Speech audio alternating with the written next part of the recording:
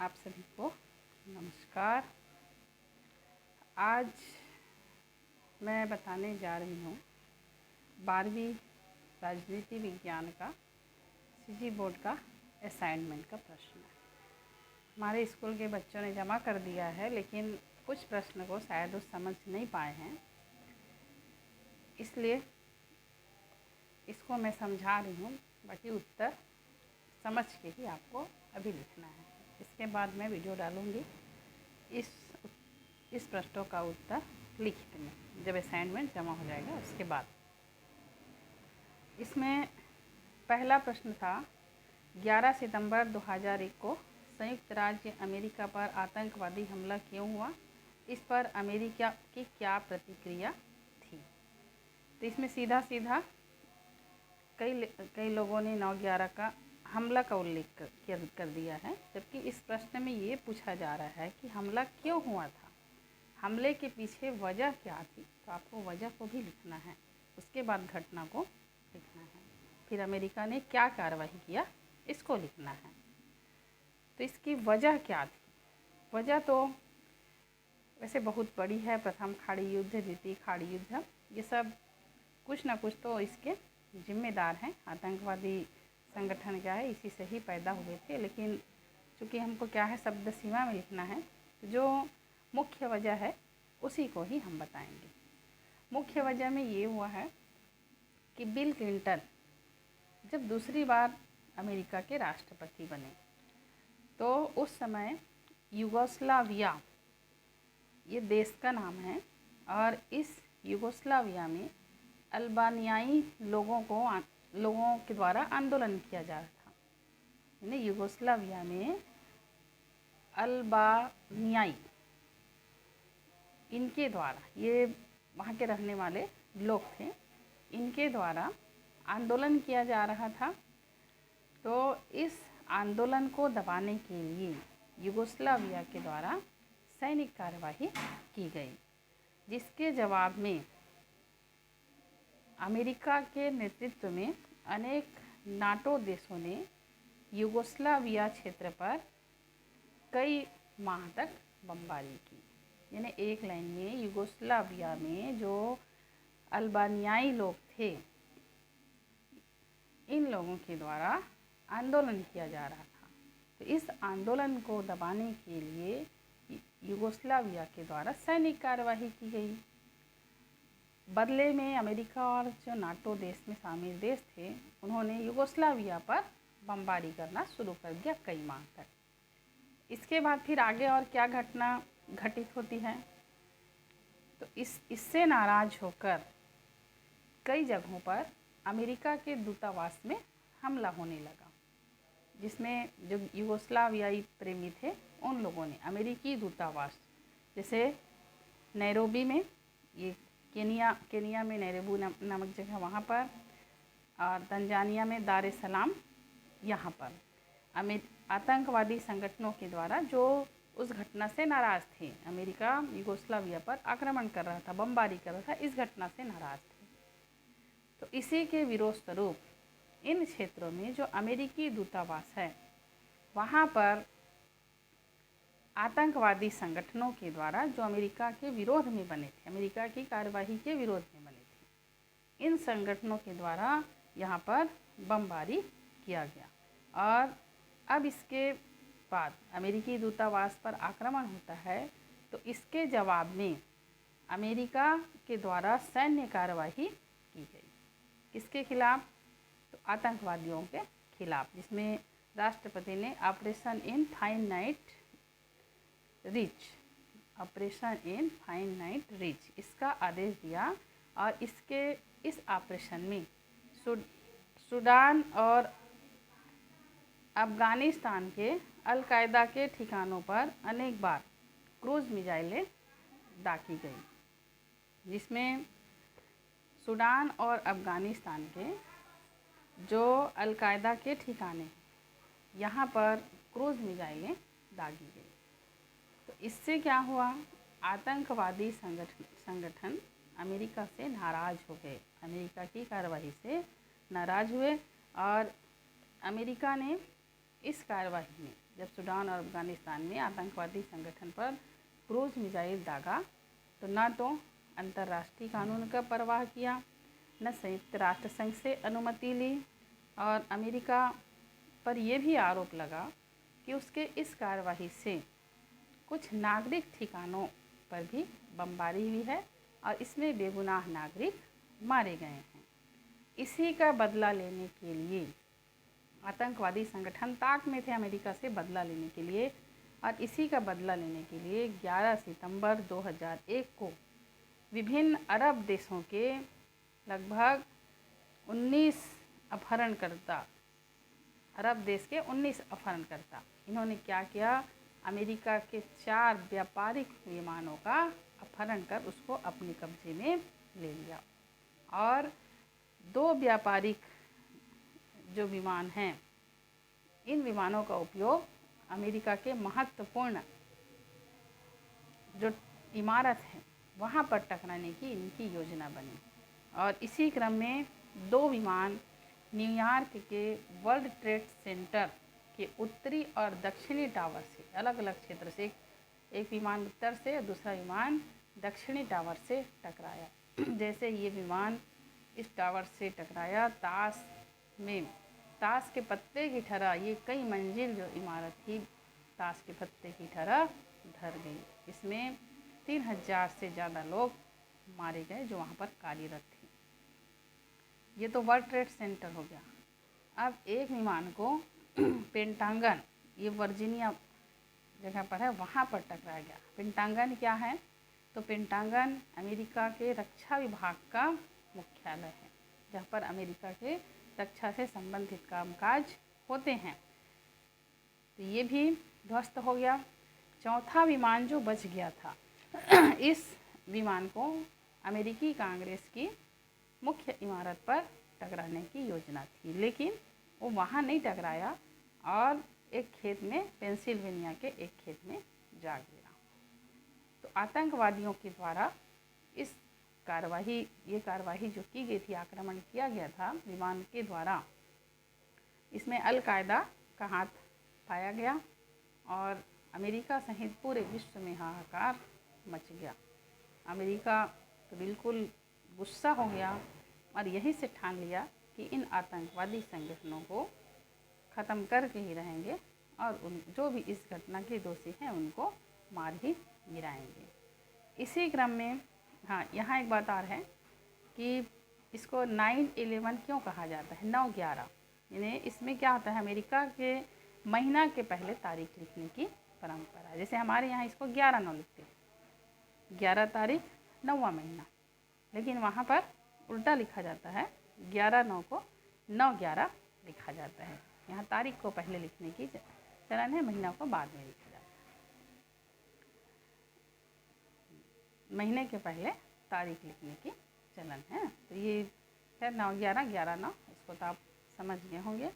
अब इस हमले में क्या हुआ, तो इस हमले में 3000 व्यक्ति मारे गए।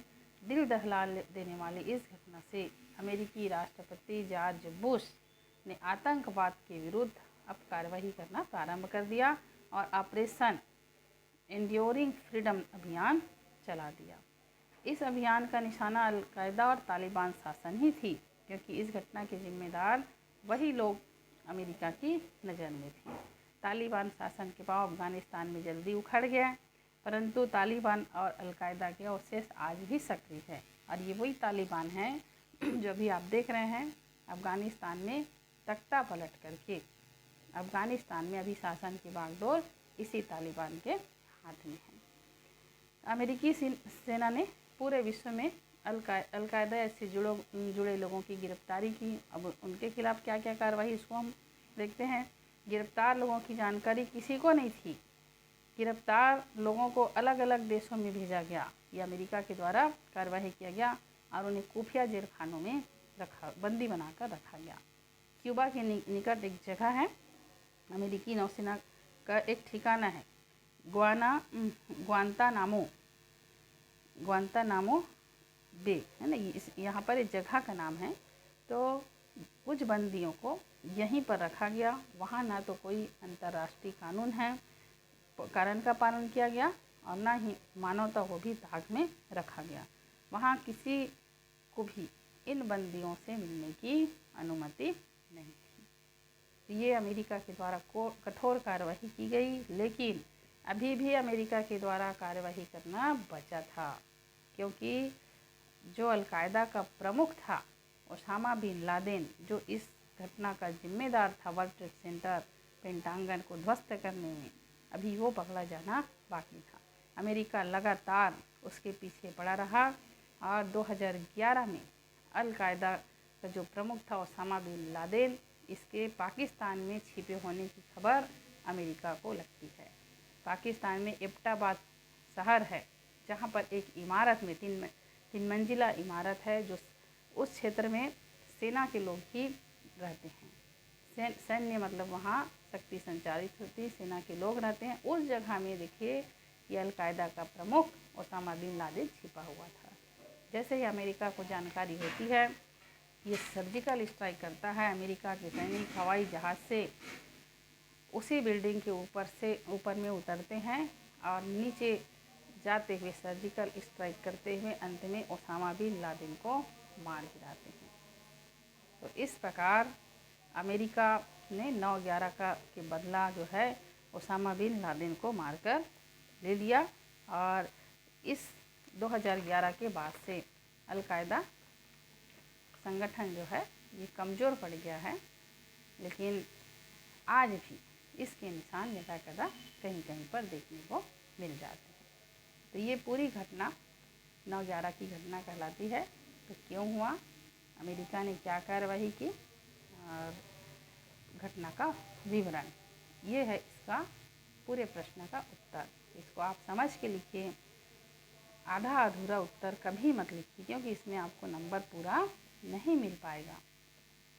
दूसरा प्रश्न है, श्रीलंका के तमिल समस्या के समाधान के लिए भारत के योगदान को लिखिए। श्रीलंका का तमिल समस्या वास्तव में बहुत बड़ी समस्या थी। इसमें तमिल समस्या क्या है, तो श्रीलंका में रह रहे तमिल लोगों की समस्या है।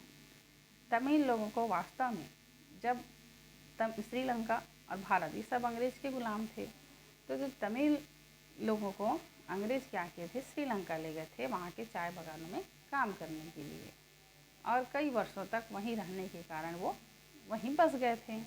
बाद में जब श्रीलंका आज़ाद हुआ तो तमिलों को वहाँ की सरकार ने निकालना शुरू कर दिया।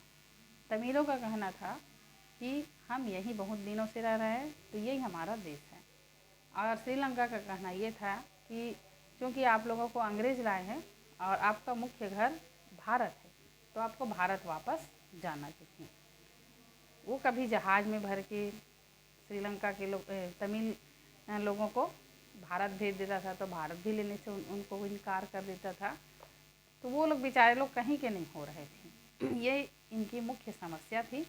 और बाद में इस समस्या के समाधान के लिए नेहरू और कोटलेवाला, भारत के प्रधानमंत्री, श्रीलंका के राष्ट्रपति के बीच में एक समझौता हुआ 1954 में। इस समझौते के तहत क्या हुआ, तो 10 वर्ष के लिए श्रीलंका के प्रवासी भारतीयों का अलग रजिस्टर बनाया जाए। जो प्रवासी भारतीय हैं जो यहाँ से जाकर श्रीलंका में बस गए, उनको अलग रजिस्टर बनाया जाए और श्रीलंका की संसद में एक निश्चित संख्या में इनको प्रतिनिधि का अवसर दिया जाए। दूसरा पॉइंट था कि जो प्रवासी भारतीय श्रीलंका की नागरिकता चाहते हैं, उन्हें पंजीकृत कर उन्हें नागरिकता देने के लिए जल्दी से जल्दी कार्रवाई किया जाए या निर्णय लिया जाए। और तीसरा ये था कि जो तमिल भारतीय श्रीलंका में की नागरिकता नहीं चाहते हैं, वो जल्द से जल्द श्रीलंका छोड़ दें। इन तीनों पर दोनों देशों के बीच में समझौता हुआ था। लेकिन श्रीलंका में तमिलों का दमन, ये राष्ट्रपति जयवर्धने जब बने तो इन्होंने तमिलों का दमन करना शुरू कर दिया, क्योंकि तमिल अभी भी श्रीलंका में ही थे और ये श्रीलंका के प्रति उदारवादी विचारधारा नहीं रखती थी। इसी कारण 1977, 1981 और 1983 यहाँ पर जाति दंगे हुए। वहाँ जो तमिल और सिंहली दोनों जाति में लड़ाई होता था। सिंहली वहाँ बहुसंख्यक है और तमिल अल्पसंख्यक है। सिंहली जाति की सरकार बनी, वहाँ जयवर्धने हैं, वो भी सिंहली जाति के समर्थक में थे और तमिलों को भारतीय का मान करके इनको वापस भारत भेजना चाहते थे किसी भी प्रकार से, चाहे दमन करके या किसी भी प्रकार से। ये इनकी मुख्य समस्या थी सिंहली और तमिलों के बीच में। तो यही जाति दंगा हुआ और जिसमें श्रीलंका सरकार ने कठोर कार्यवाही करते हुए, जहाँ पर जाति दंगा हुआ था जाफना का क्षेत्र था जहाँ तमिल बाहुल्य था और इनके ऊपर आक्रमण भी हो रहा था और यहाँ तमिल लोग क्या विरोध में बहुत ज़्यादा गुस्सा थे और लगातार दंगे फसाद यह झगड़ा हो रहा था।